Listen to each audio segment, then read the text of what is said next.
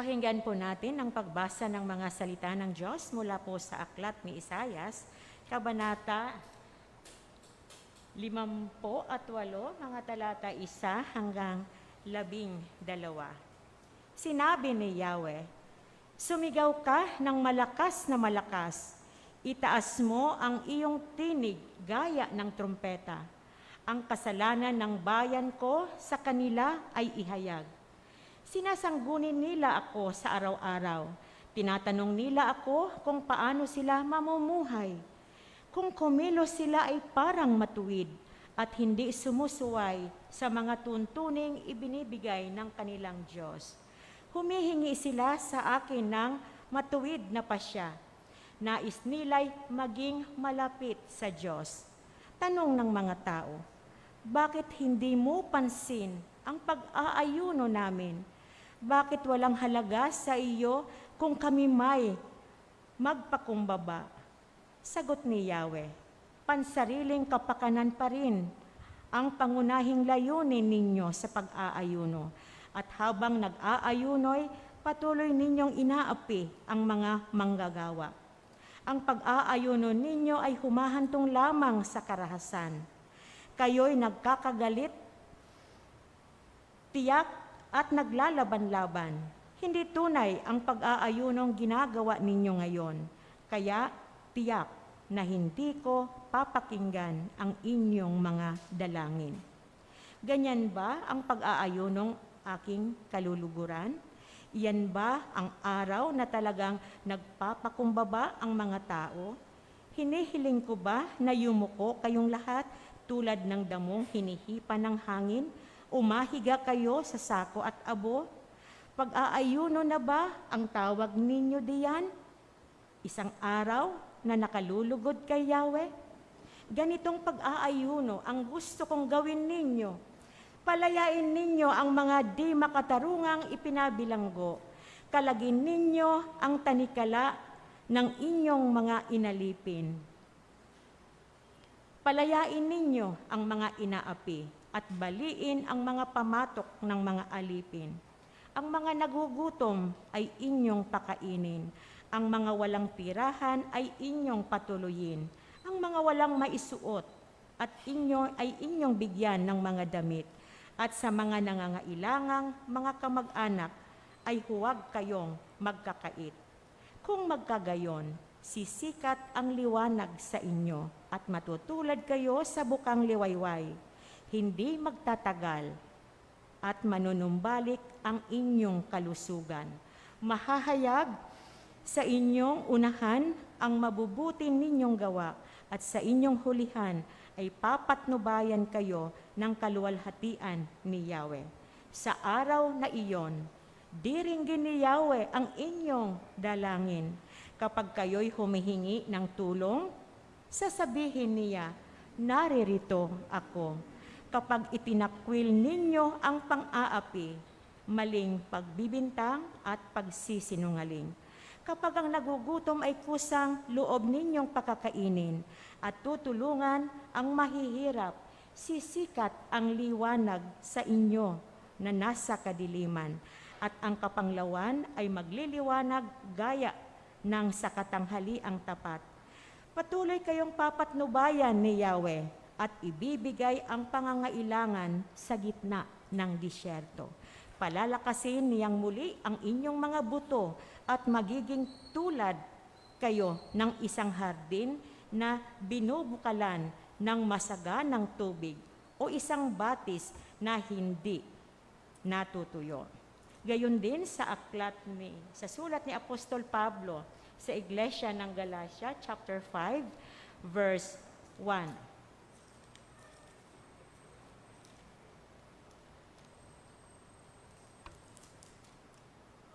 Pinalaya na tayo ni Kristo upang manatiling malaya.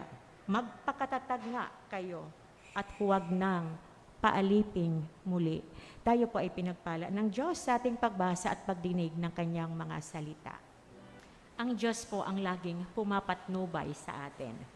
Ngayon po ay pinagdiriwang natin ang 124 years ng paglaya ng Pilipinas mula po sa pananakop ng bansang Amerika.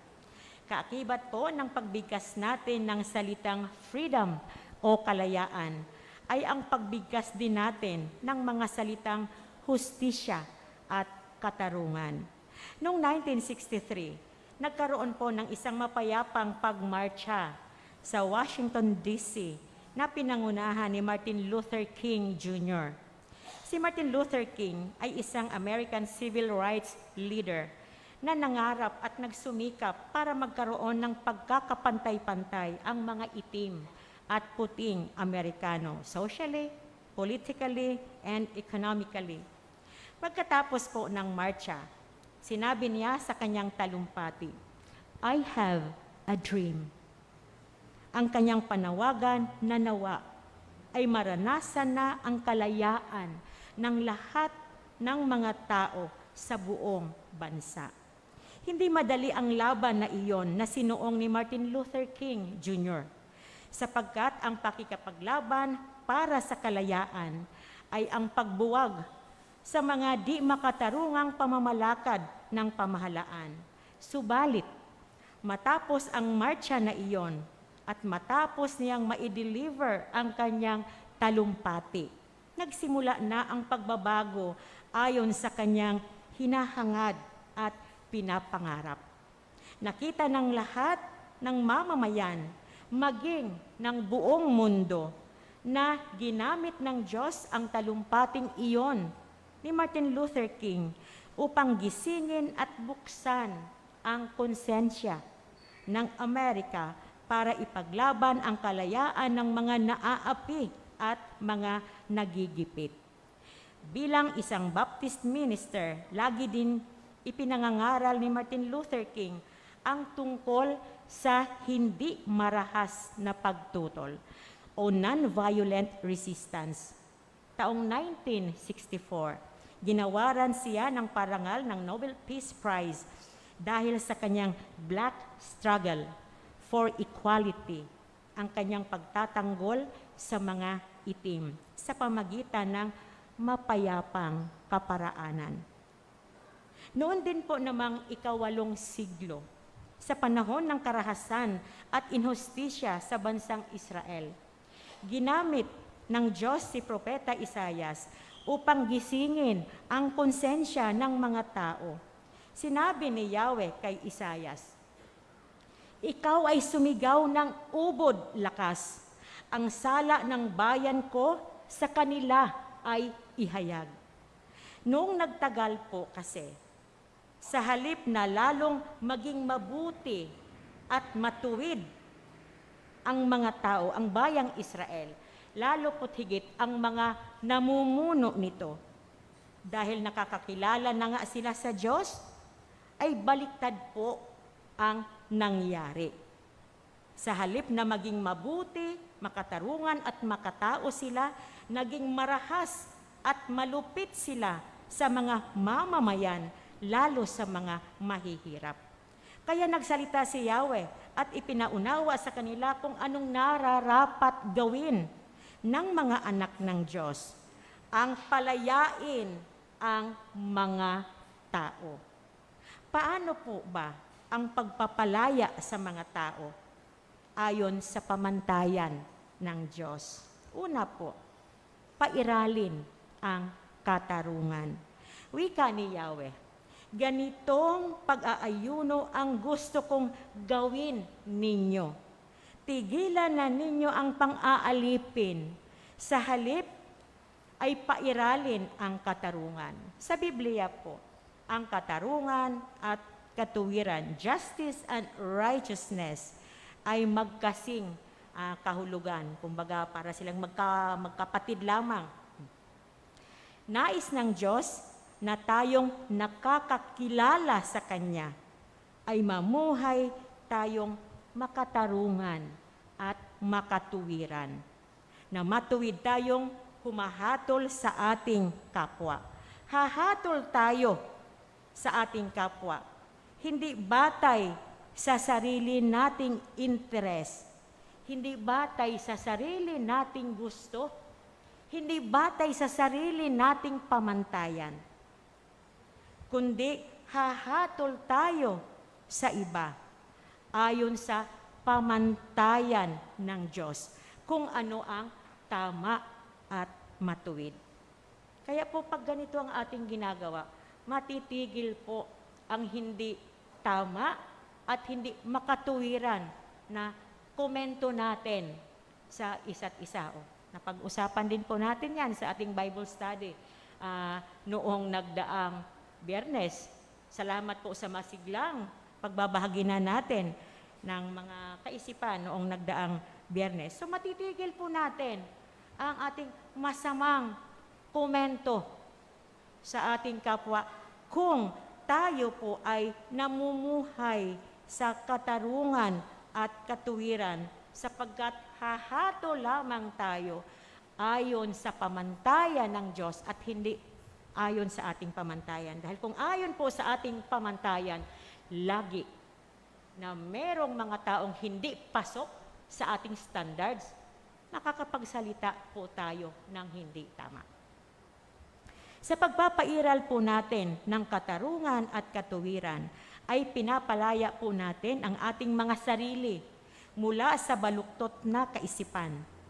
And at the same time, ay pinapalaya rin po natin ang iba na naging biktima dahil sa ating mapanghusgang mga damdamin. Kaya pairalin po natin ang katarungan at katuwiran para tayong lahat ay lumaya. Ikalawa po, bahaginan ang mga kapuspalad. Ang kawalan o kakulangan ng pangangailangan. Pangunahing pangangailangan gaya ng pagkain, damit at tirahan ay labis na nagdudulot ng pahirap sa mga tao. Nagiging limitado ang galaw ng isang tao kung wala siya ng mga ganito. Hindi siya malaya na gumawa kung wala ang mga ganito. Tama nga po naman, wala kang pagkain, wala kang damit, wala kang tirahan. Paano nga ba tayo gagalaw? Kaya wikang muli ni Yahweh, ang mga nagugutom ay inyong pakainin. Patuloyin sa inyong tahanan ang walang tirahan. Yaong mga tao na halos hubad na ay inyong paramtan. Sa mga salitang ito po, nais ipaunawa sa atin ng Diyos na ang pagtulong sa nangangailangan ay bahagi ng ating spirituality. Sa kultura po at paniniwala ng mga Israelitas, ang pag-aayuno ay kapahayagan ng kanilang spirituality. Kaya sila ay nag-aayuno palagi para ipakita kuno ang kanilang spirituality na sila ay makadiyos. Kaya lagi naandun yung pag-aayuno. Subalit po, wika ni Yahweh, pansariling kapakanan lamang ang pangunahing layunin sa pag-aayuno. Humahantong lamang sa alitan hanggang sa kayo-kayo ay nag-aaway-away. Akala ba ninyo nasisihan ako riyan? Sa pamagitan po ng ating pagbabahagi sa nangangailangan, ay tumutulong tayo sa pagpapalaya sa kanila. At the same time, ay pinalaya rin po natin ang ating mga sarili mula sa hatol ng Diyos nang sabihin niya, kung ang pag-aayunong ginagawa ay gayon din lamang, ang inyong pagtawag sa akin ay tiyak na hindi ko pakikinggan. So kung hanggang pakitang tao, yun ang gusto niyang sabihin sa bansang Israel, na kunya nag-aayuno para sa sariling kapakanan. Kung hanggang doon lamang ang inyong pagtawag sa akin, ay hindi ko pakikinggan. Ang higit na nais ng Diyos sa atin, na tayo ay lumaya sa ating kahirapan, palayain ang lahat ng naghihirap. Salamat po sa iglesyang ito. sapagkat nakagawa po tayo ng isang napakagandang programa upang makatulong sa ating kapwa na sila ay makalaya, ang ating busy cares, nakatulong sa kapwa na sila ay makalaya kahit hindi man perfect na kalayaan. Kahit paano ay nakakatulong tayo na makalaya sila sa bawat araw, maibsan ang kahirapan na dinaranas ng bawat isa. Yun po ang nais ng Diyos para sa atin. Na sa ating paglaya, hindi lang tayo ang nakalaya, kundi maging ang ating kapwa ay nakalaya din. Ikatlo po, palayain natin ang ating kapwa at ang ating sarili. Gumawa po tayo ng tama at matuwid. Wikang muli ni Yahweh, kung titigilan ninyo ang pag-aalipin at pagsuway sa akin, at ang masamang salita ay iiwasan, kung ang nagugutom ay pakakainin ninyo at tutulungan, ang kadilimang bumabalot sa inyo ay magiging tila liwanag sa katanghalian. Ang mga salitang ito po ay hamon para sa kanyang mga tagasunod, para po sa ating lahat, na mamuhay tayo ng tama at matuwid. Kasama po sa pamumuhay ng tama at matuwid ay hindi lamang ang pagbabahagi ng material na bagay sa mga nangangailangan. Hindi lang po yun, hindi po makukumpleto ang ating pamumuhay sa tama at matuwid kung bigay lang tayo ng bigay sa nangangailangan. Ayon po dito sa ating mga talata. Kundi kasama rin po ang pagtigil sa pananamantala, pagtigil sa pagsuway sa Diyos, at binanggit din ang pag-iwas sa masamang salita. Sa ibang version po ng Biblia, ang ginamit ay masamang salita, pagbibintang, at pagsisinungaling. So yun po ang nais ng Diyos sa atin, na kung tayo ay mamumuhay ng tama at matuwid, kasama po doon ang pagtigil o pag-iwas. Pagtigil sa paggamit ng masasamang salita, yung pagbibintang at pagsisinungaling. Maging matuwid po tayo sa harap ng Diyos, hindi lamang sa pamagitan ng ating mabubuting gawa, kundi sa pamagitan din ng ating pananalita. Noon po kasi sa panahon ng Biblia, sa panahon ng Lumang Tipan, maging sa panahon ng ating Panginoong Hesus, maraming napahamak, maraming naghirap nang dahil sa pagbibintang, nang dahil sa pagsisinungaling. Siyempre, kung pagbintangan ka, naniwala naman ang hukuman, naniwala naman ang mga tao, kawawa kang napagbintangan. So kaya po, isinama ng Diyos ang tamang salita. Mamuhay tayong matuwid. Hindi lang nagbibigay sa ating kapwa, hindi lang sa tumitigil na tayo sa ating pananamantala, hindi lang na tumigil na tayo sa pagsuway sa Diyos, kundi ang pamumuhay ng tama at matuwid ay ang pagtigil din sa paggamit ng masasamang salita laban sa ating kapwa. Huwag po daw tayong marahas sa ating pananalita. Opo nga naman.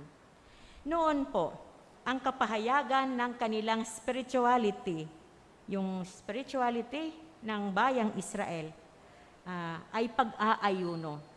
Feeling nila very makadiyos, very spiritual na sila, very banal na sila dahil ay nag-aayuno sila.